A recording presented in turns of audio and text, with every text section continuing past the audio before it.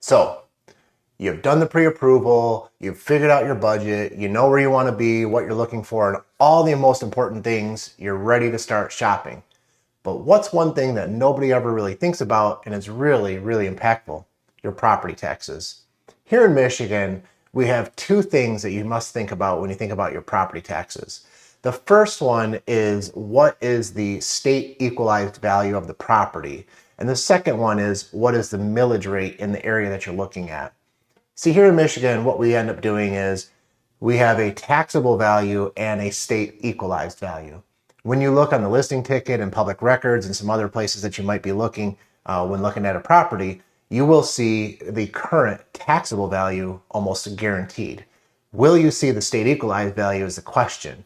That is the number that you really should be concerned about, because at some point your home will be reassessed, and at that point it will use something very close to what that state equalized value is. It could go up a little bit based on a new assessment and things like that, but it's going to be a lot closer to that number than it is what that taxable value number is. So when you see the taxable value number, what you're seeing is where the person who's currently living there is being taxed at.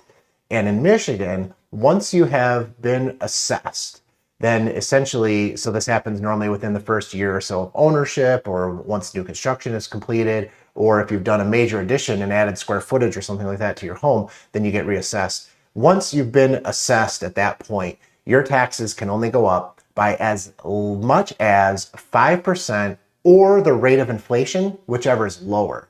And in the recent year or two, we've seen inflation be higher than 5%. So we've seen property taxes jump a lot more than normal. Typically, I think we only see within 1% or 2%, but the last couple of years, we've seen a lot more.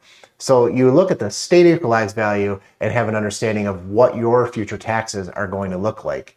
From there, we look at the millage rate. And again, this gets confusing because we have two numbers. You have your homestead rate and you have your non-homestead rate. If you're using the property as your primary residence and it's the only primary residence you have, in other words, you can't split primary residences between Michigan in the summertime and Florida in the wintertime. There is one and one only primary residence. If that is here in Michigan, then you get the tax break. So you get a homestead tax break, if you will, the homestead millage rate. Let's just call that 30 mils. What that's going to mean is for every $1,000 of value, you're being taxed $30 on your property. So sure enough, if you had a $100,000 valuation, then you would be taxed $3,000 a year. Wouldn't that be nice? Because most people aren't.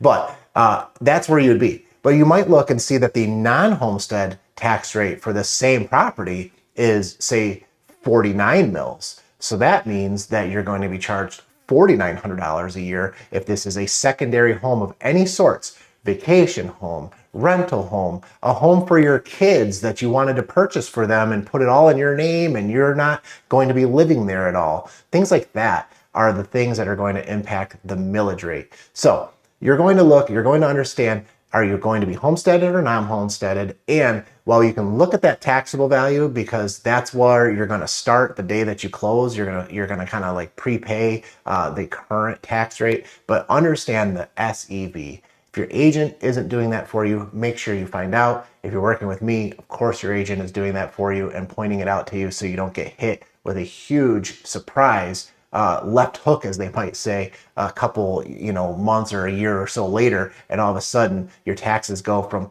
$3,000 a year to $4,700 a year, all because the state equalized value was significantly higher than the previous owner was paying.